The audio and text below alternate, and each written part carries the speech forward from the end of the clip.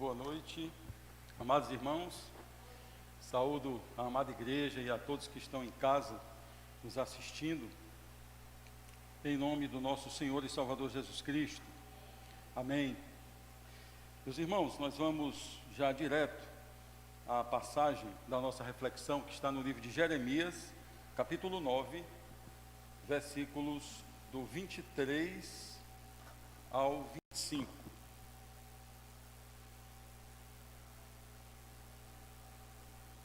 Jeremias, capítulo 9,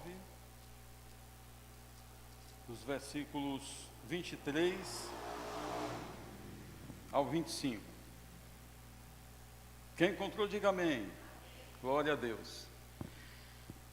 Diz assim a palavra do Senhor: assim diz o Senhor: não se glorie o sábio na sua sabedoria, nem o forte na sua força, nem o rico nas suas riquezas. Mas o que se gloriar, glorie-se nisto, em me conhecer e saber que eu sou o Senhor, e faço misericórdia, juízo e justiça na terra, porque destas coisas me agrado, diz o Senhor. Eis que vem dias, diz o Senhor, em que castigarei a todos os circuncidados, juntamente com os incircuncisos, ao Egito e a Judá e a Edom, e aos filhos de Amon e a Moabe, e a todos os que cortam os cabelos nas têmporas e habitam no deserto, porque todas as nações são incircuncisas, e toda a casa de Israel é incircuncisa de coração. Senhor nosso Deus e Pai, muito obrigado, Deus, pela leitura da Tua Santa Palavra, por essa porção tão preciosa. Rogamos nesse momento a Tua iluminação, meu Deus, para que tudo que seja falado nesta noite saia do Teu coração, a fim de edificar o Teu povo, em nome do Teu Filho Jesus. Amém. Muito bem, irmãos, antes de nós entrarmos especificamente no nosso texto, e as circunstâncias daquele momento, que também se refletem nos nossos dias, é necessário lembrar um pouco sobre a relação de Deus com o seu povo. Deus constituiu Abrão como líder de uma nação, o povo hebreu, o povo judeu. A partir do capítulo 12 do livro de Gênesis, nós vemos Deus aí já constituindo esta relação. E no versículo 2 do capítulo 12 de Gênesis, diz assim a palavra do Senhor: far-te-ei uma grande nação, e abençoar-te-ei e engrandecerei o teu nome, e tu serás uma bênção. Então Deus estava aqui fazendo uma promessa a Abraão, dizendo a ele que o havia escolhido e que dele faria uma grande nação. E isto, aos ouvidos de Abraão, soava um pouco estranho. Por quê? É que a sua esposa, Sarai, ela era estéril. E talvez Abraão ficasse pensando, mas como é que de mim se constituirá uma grande nação, se nem filho a minha esposa vai poder ter, Mas aí, quando Abraão tinha 99 anos, Deus cumpriu a sua promessa e fez uma aliança com ele. E a partir dessa aliança, inclusive, ele mudou o nome de Abrão para Abraão. Ele aumentou ali um A, Então Deus, aqui, quando ele faz essa aliança, Deus cumpre a sua promessa e, além disso, ele faz algo mais. Ele estende a sua promessa a outras nações. Veja o que diz o capítulo 17, versículos 4 e 5 do livro de Gênesis: quanto a mim, a minha aliança contigo, serás o pai de muitas nações. Veja que na promessa ele disse, a ti far-te-ei, de ti uma grande nação, uma grande nação. Aqui na aliança, ele já diz que, olha, serás o pai de muitas nações, e não se chamará mais o teu nome Abrão, mas Abraão, será o teu nome, porque por pai de muitas nações te tenho posto. Então, a aliança estendeu a promessa. E o símbolo dessa aliança era a circuncisão. Então, era uma aliança nacional, era um povo que representava uma nação, né, como Deus tinha prometido, e o símbolo era a circuncisão. Então, os filhos que nascessem daquele povo eram circuncidados, né? Era cortado ali a carne do prepúcio. E das outras nações, aqueles que adentravam, que queriam fazer parte desta nação, deste povo, também tinham que ser circuncidados, né?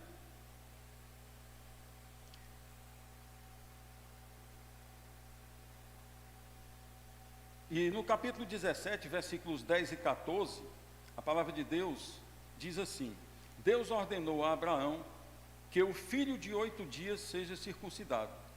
Todo homem nas vossas gerações, o nascido de casa e o comprado por dinheiro, que não for da tua descendência, ou seja, que não pertencer a esta nação originalmente, esta é a aliança na vossa carne, por aliança eterna. E o homem incircunciso, cuja carne do prepúcio não estiver circuncidada, aquela alma será extirpada do povo, pois quebrou a minha aliança.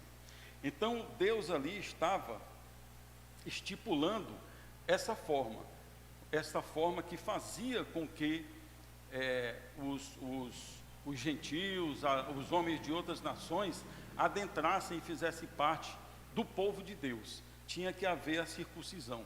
E hoje é diferente, né? Hoje nós não precisamos mais ser circuncidados, mas nós temos que receber, aceitar o Senhor Jesus como Salvador, e aí sim sermos selados com o Espírito Santo de Deus.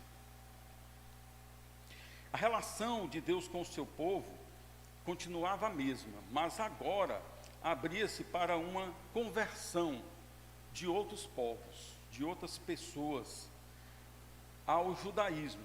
Assim, homens de outras nacionalidades poderiam fazer parte da nação de Israel, do povo de Deus, e ser participante da aliança através desta circuncisão. Então, essa relação de Deus com o seu povo, com o povo judeu, com esta nação que ele constituiu originalmente em Abraão, era uma relação nacionalista. Ela contemplava Israel como nação e Yahvé e Deus como o Senhor, como rei. E as leis eram verdadeiros tratados mesmo. Eram como se fossem contratos, eram que se chama de suzerania. É como se Deus fosse ali realmente um suzerano. E Israel agisse ali como vassalo, como servo, né? Era esta a relação. E dentre todas as leis estipuladas, quando nós observamos ali no livro de Levíticos, todas as leis que Deus determinou para a convivência do seu povo, ela convergia para uma síntese. E qual era esta síntese? Era numa frase recorrente em todo o livro de Levíticos: sede santos, porque eu sou santo. No capítulo 20 de Levíticos, versículos 7 e 26, diz assim a palavra de Deus: portanto, santificai-vos e sede santos, pois eu sou o Senhor vosso Deus, eu sou o Rei, eu sou o mandante disto aqui. E no versículo 26 diz: e ser-me-eis santos, porque eu, o Senhor, sou santo, e vos separei dos povos, a fim de serdes meus. Então, a exigência, dentro desta síntese de todas as leis que Deus estipulou, nessa relação com o seu povo, ela tinha um sentido precípuo. E esse sentido era o retorno, a restituição da imagem e semelhança de Deus que havia se perdido na queda. Então Deus exigia o cumprimento de suas leis, e obediência e santidade eram coisas assim inegociáveis. Deus não negociava com o seu povo esses dois pontos, obediência e santidade. Sede santos, porque eu sou santo. O povo de Deus era a nação de Israel, e em toda a história no Velho Testamento, nós vemos o povo de Deus agindo com rebeldia. Nós vemos o povo de Deus se prostituindo, levantando altares a Baalins, a outros deuses. E era exatamente o que estava acontecendo naquele momento com o povo de Deus, que o profeta Isaías estava relatando aqui. Estava acontecendo com Judá e Jerusalém. Naquele tempo, Deus enviou Jeremias, o profeta Jeremias, a fim de alertar o povo que sua paciência havia se esgotado e que Deus entregaria este povo nas mãos do império neobabilônico, que estava se levantando e que já havia se levantado também contra o reino do norte, e agora destruiria também o reino do sul. Quando nós lemos as profecias e os alertas ao povo sobre o castigo que viria em consequência da desobediência, nos perguntamos, mas por que o povo judeu fazia isso? Eles tinham tudo, eles conviviam ali com Deus diretamente, eles tinham os profetas que traziam as mensagens de Deus diretamente para eles, e inclusive alertando a eles dos castigos que viriam. Deus mandava o profeta dizer que, olha, vocês estão em pecado, vocês estão desagradando a Deus, e vocês serão castigados. E o interessante, o profeta dizia até qual era o castigo, ele identificava o que aconteceria.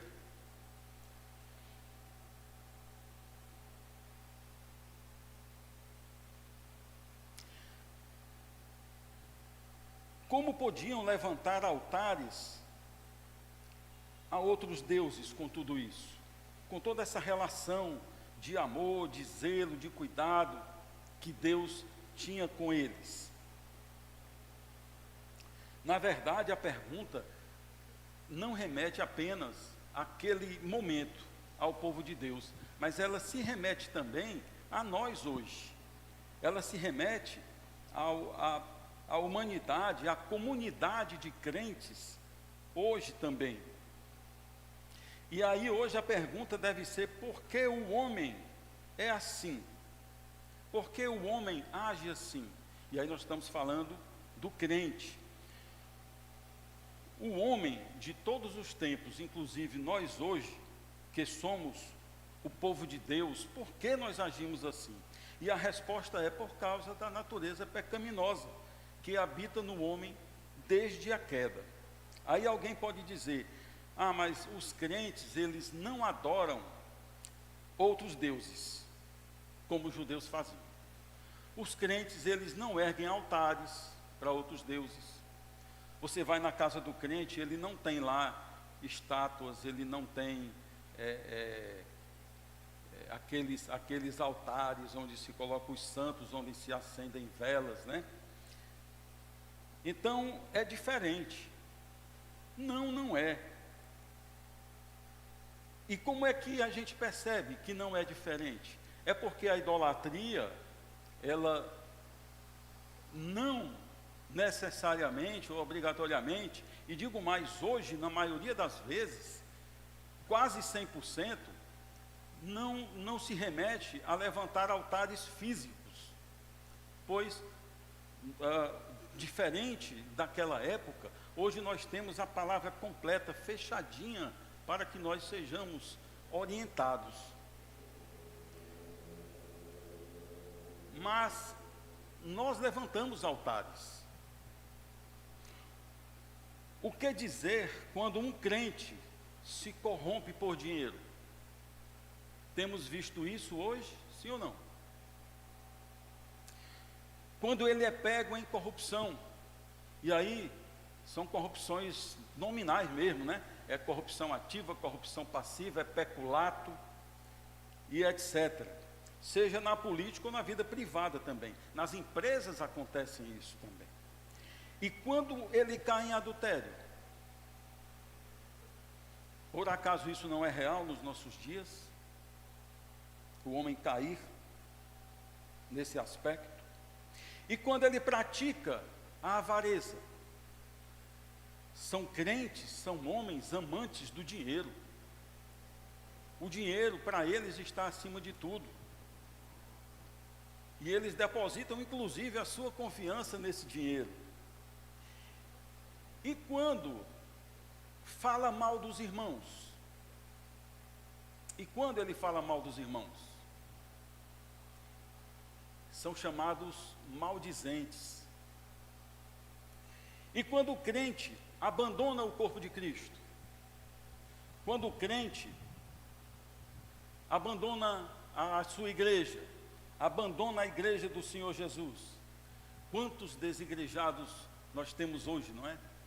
Eu creio que todos nós conhecemos, no mínimo uma pessoa que, segundo ela, desencantou-se com a igreja porque Deus não está lá, porque Deus não é assim, porque o amor de Deus não está sendo representado lá.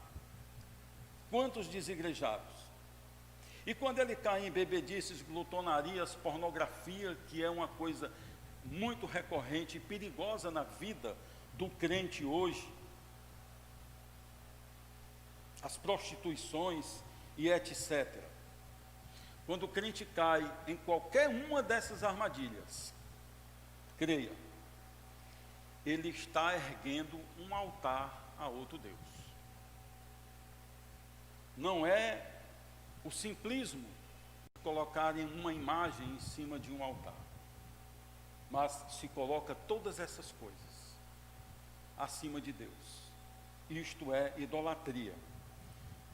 Na primeira carta aos Coríntios, capítulo 6, versículo 10, o apóstolo Paulo diz: olha, não erreis, nem os devassos, nem os idólatras, nem os adúlteros, nem os efeminados, nem os sodomitas, nem os ladrões, nem os avarentos, nem os bêbados, nem os maldizentes, aqueles que falam dos irmãos, né? Nem os roubadores herdarão o reino de Deus. Então, feito esse esclarecimento sobre as circunstâncias que cercavam o povo de Deus naquele momento em que Deus mandou esta palavra ao profeta Isaías, nós vamos entrar agora no nosso texto. E o alerta que o Senhor anunciou através do profeta Jeremias, e que nos serve também de alerta para nós hoje, como igreja. Então vamos ao nosso texto, que é o capítulo 9 de Jeremias, a partir do versículo 23, que diz: assim diz o Senhor, não se glorie o sábio na sua sabedoria, nem se glorie o forte na sua força, não se glorie o rico nas suas riquezas. Será que alguém que está aqui ou que está nos assistindo, será que alguém pode dizer: eu nunca pus a minha confiança nestas coisas? Lembremos assim de momentos em que a gente chama momentos, os tempos das vacas gordas, né? Em que nós estávamos bem financeiramente, momentos em que gozávamos de plena saúde, momentos em que detínhamos algum certo poder, seja numa empresa, seja em alguma organização, seja em alguma sociedade, em alguma associação, mesmo que conscientemente, coloca-se estas coisas, coloca-se a confiança nestas coisas. Eu estava me lembrando hoje, quando eu estava fazendo esta mensagem, E eu estava me lembrando o seguinte: quando nós temos dinheiro,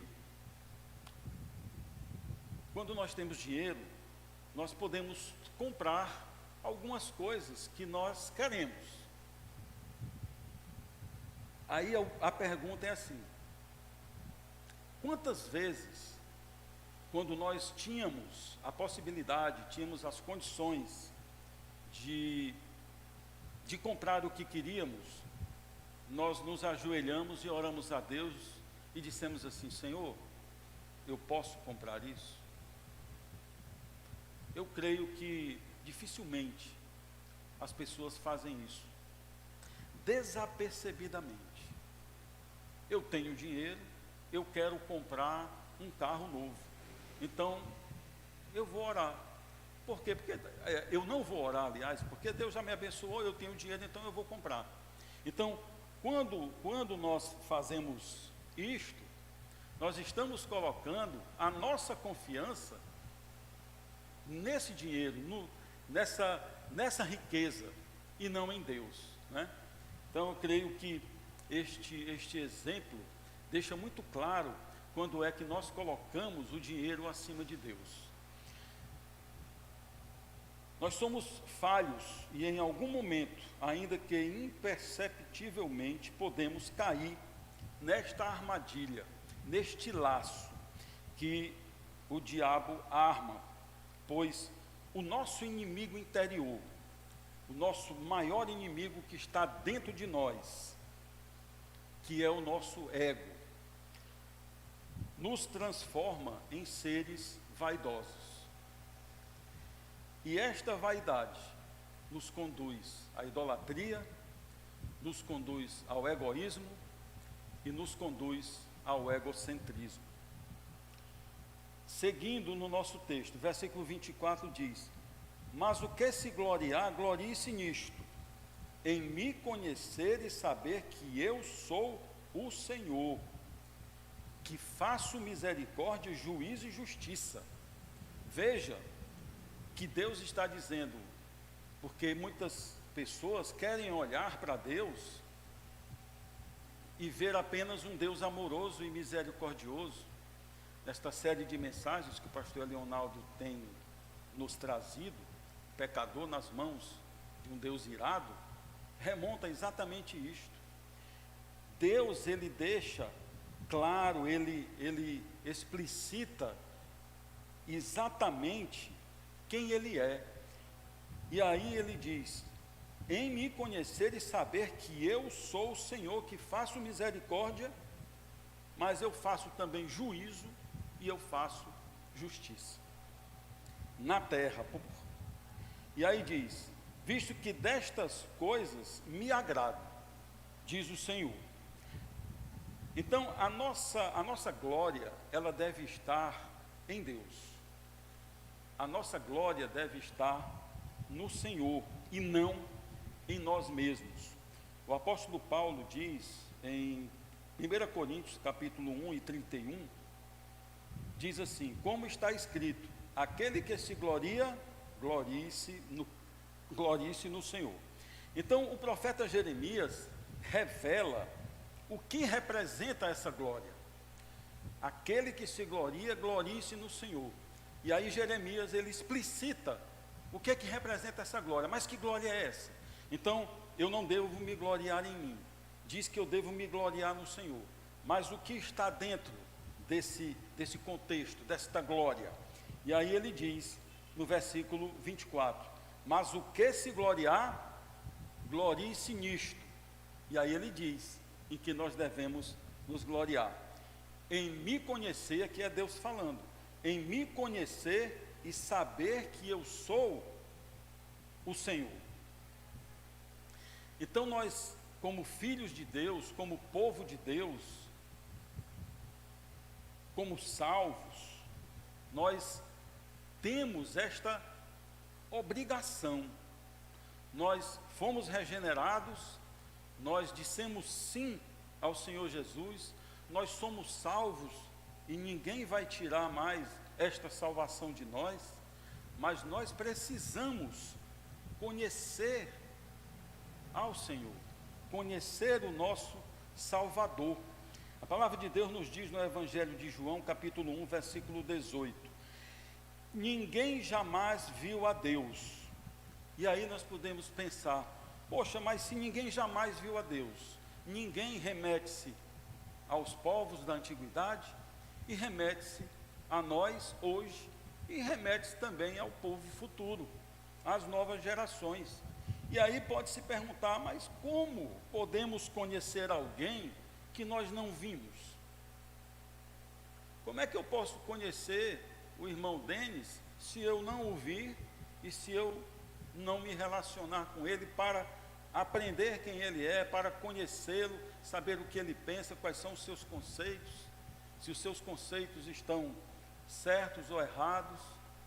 Então, esta pergunta, não é como diz, ninguém jamais viu a Deus, como podemos conhecer alguém que não vimos? E aí o restante do versículo responde: o Filho unigênito que está no seio do Pai é quem o revelou.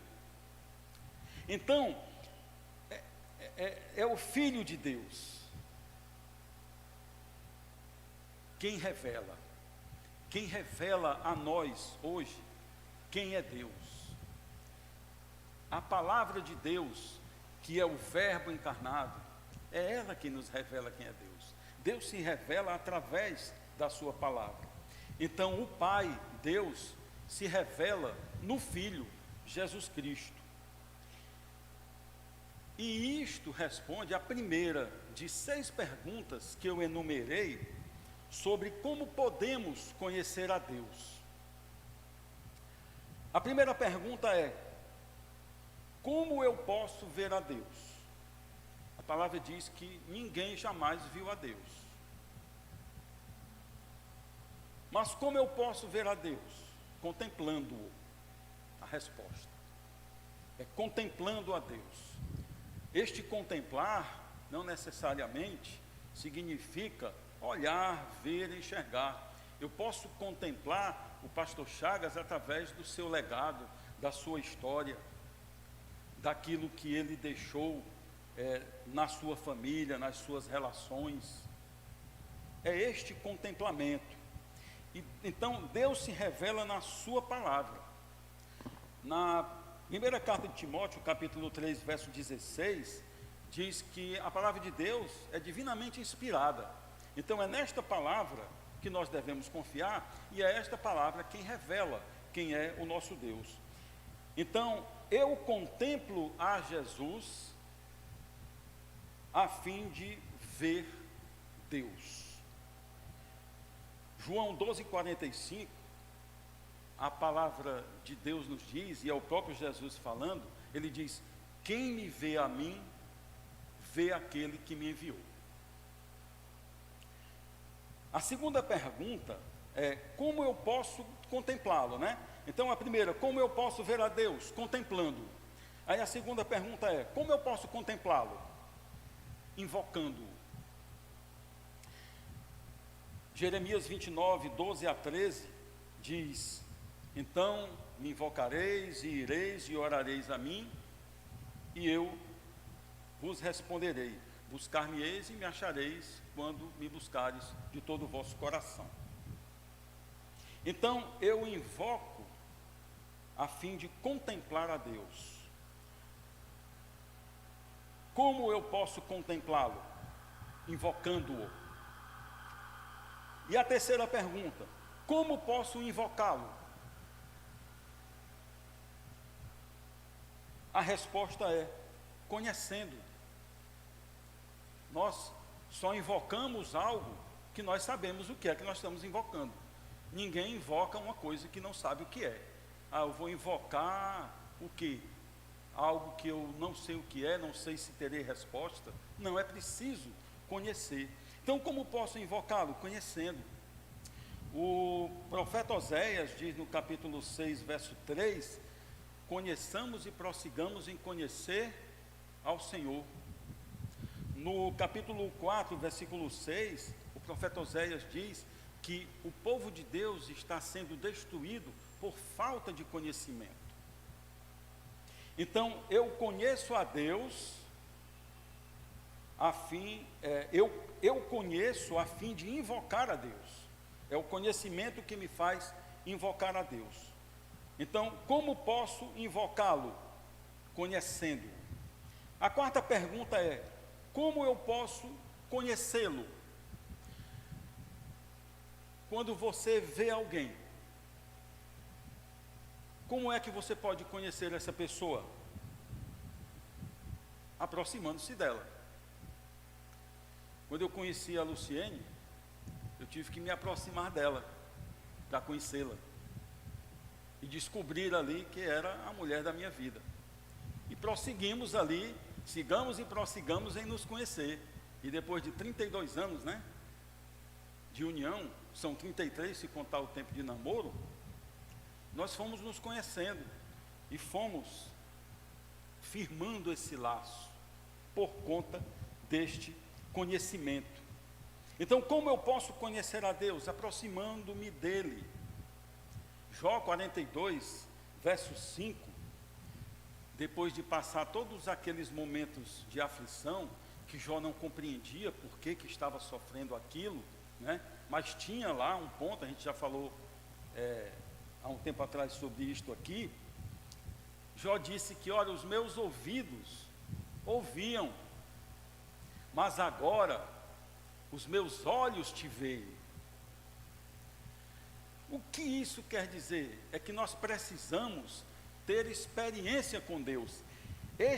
Esta aproximação com Deus, que vai gerar conhecimento dele, está embasado nesta experiência que cada um de nós, como filhos de Deus, vamos ter com ele ao longo da nossa caminhada. E aí são experiências diversas, são experiências de açoites, são experiências de bênçãos, são experiências que nós vemos Deus agir claramente na nossa vida, são experiências que nós percebemos que Deus está ali nos dando uma repreensão a fim de que nós despertemos e voltemos para Ele, né? Então eu me aproximo a fim de conhecer a Deus. Eu me aproximo para conhecer a Deus. Como eu posso conhecê-lo? Aproximando-me dele. A quinta pergunta é: mas como posso me aproximar dele? E a resposta é: crendo que ele existe. A gente não se aproxima de ninguém em que nós não acreditamos. Alguém que nós pensamos ou temos uma ideia de que é boa, que é uma boa pessoa, de que é algo bom para nós. Ninguém se aproxima para ter relação com uma pessoa que você sabe que não vai te fazer bem. Você pode depois descobrir que não vai fazer, mas a sua expectativa, quando você se aproxima, é de que realmente será algo bom. Então, como me aproximar dele? Crendo que ele existe. Hebreus capítulo 11, versículo 6, diz: ora, sem fé é impossível agradar a Deus, porque é necessário que aquele que se aproxima de Deus creia que ele existe e que ele é galardoador daqueles que o buscam, e que Deus é bom, e que Deus tem algo bom para mim, e que Deus tem algo inigualavelmente bom para me entregar, e que o mundo não tem, e que as outras circunstâncias, que outros deuses, que seja lá o que for, não tem também. Então eu creio a fim de me aproximar de Deus. Eu creio para me aproximar de Deus. Como eu posso me aproximar dele? Crendo que ele existe. E a última pergunta, que é a sexta pergunta, é: mas como eu posso crer? E a resposta é: ouvindo a Deus.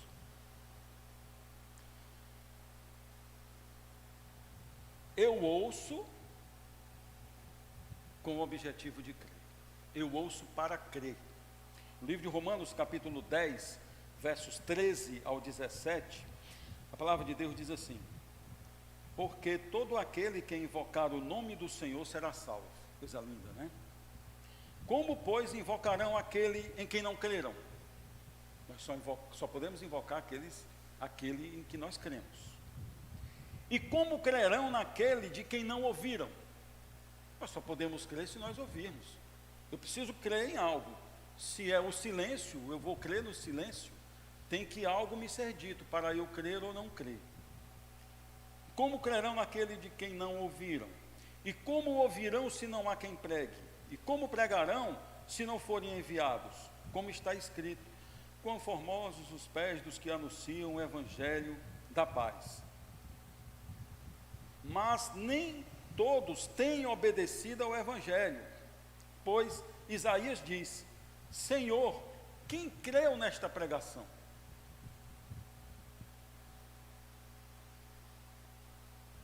Como eu posso crer? Ouvindo. E o versículo 17 diz: de sorte que a fé é pelo ouvir, e o ouvir é pela palavra de Deus. Amém? Então eu ouço para crer. Como eu posso crer? Ouvindo a Deus. E como é que eu ouço a Deus? Na sua palavra. Continuando no nosso texto, versículo 25 e 26. Eis que vem dias, diz o Senhor, em que castigarei a todos, os circuncidados, juntamente com os incircuncisos. Olha o que é que Deus está dizendo aqui. Isso é grave. Esse alerta que o profeta Jeremias estava levando ao povo, era algo que deveria ser recebido com temor, com tremor, para causar terror mesmo. Deus estava dizendo: olha, eu castigarei a todos, os circuncidados, juntamente com os incircuncisos. Versículo 26. Ao Egito, e a Judá, e a Edom, e aos filhos de Amon, e a Moabe, e a todos os que cortam os cabelos nas têmporas, e habitam no deserto. E aí, só para esclarecer, né, porque aqui o profeta fala das nações, né, para entender que são todos os povos, são todas as nações. Este povo aqui, que cortava os cabelos nas têmporas, que habitavam nos desertos, eram certos clãs, eram algumas famílias, alguns grupos do deserto da Arábia, que eles rapavam uma parte da cabeça, era uma característica deles. E o interessante, eles praticavam a circuncisão. Era um povo completamente isolado, eles viviam no deserto, tinham essa característica meio estranha, eles rapavam parte da cabeça e eles praticavam a circuncisão. Mas eles não praticavam essa circuncisão no sentido de fazerem parte da nação de Israel, não, eles estavam separados. E aí continua, né? Porque todas as nações são incircuncisas. Então aqui Deus está falando de Israel, está falando das nações que não se converteram, está falando dos ímpios. Todas as nações são incircuncisas. Mas como pode, se o povo judeu era circuncidado? E se este povo aqui que habitava no deserto da Arábia, que rapava metade da cabeça, eles também se circuncidavam? Como é que o profeta está dizendo que todas as nações são incircuncisas? E aí o profeta fecha o versículo dizendo assim, ó: e toda a casa de Israel, todo o povo de Deus é incircuncisa de coração. Interessante, né?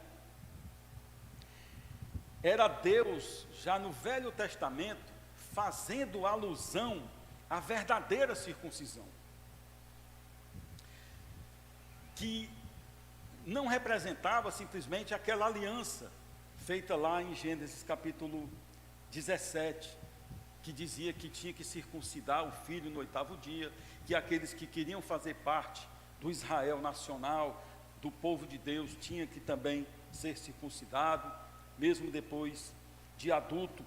Era Deus fazendo alusão de que esta circuncisão, ela era na carne, ela era uma circuncisão física, mas aquilo que Deus queria de fato do seu povo, e que Deus quer de nós hoje, é a circuncisão do nosso coração.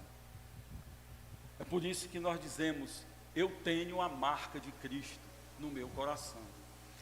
No livro de Atos, capítulo 7, versículo 51, diz assim a palavra, olha: homens de dura cerviz e incircuncisos de coração e de ouvidos, vós sempre resistis ao Espírito Santo, assim vós sois como vossos pais. Então, todos vocês, incircuncisos de coração, vocês são como os vossos pais, como os seus antecessores, como aquele povo que estava lá ali ouvindo a palavra de Isaías. São incircuncisos de coração. Então, os que estão diante de Deus, incircuncisos de ouvidos, ouçam a voz do Senhor. Ouçam o que o profeta Isaías está dizendo para nós, no capítulo 55, versículo 6.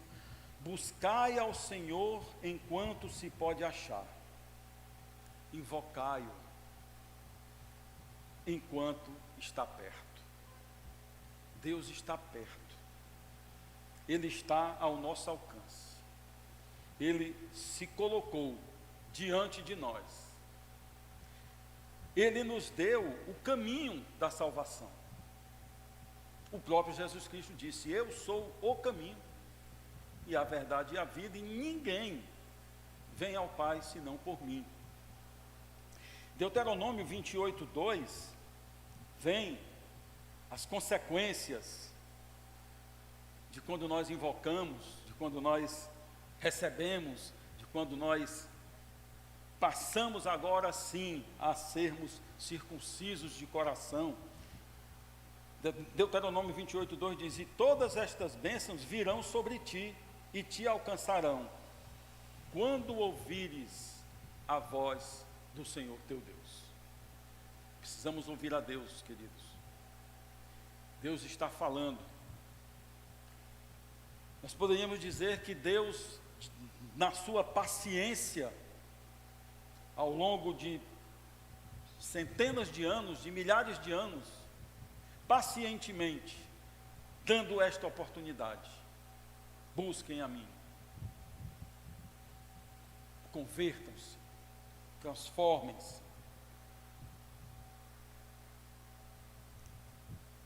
E todas estas bênçãos virão sobre ti e te alcançarão, quando ouvires a voz do Senhor teu Deus. Vamos ficar de pé e vamos fazer uma leitura no livro de João, capítulo 10, versículos 27 e 28. Aqui são palavras do próprio Senhor Jesus. Olha o que Jesus Cristo nos diz: as minhas ovelhas ouvem a minha voz, e eu as conheço, e elas me seguem, e dou-lhes a vida eterna, e nunca hão de perecer, e ninguém as arrebatará da minha mão.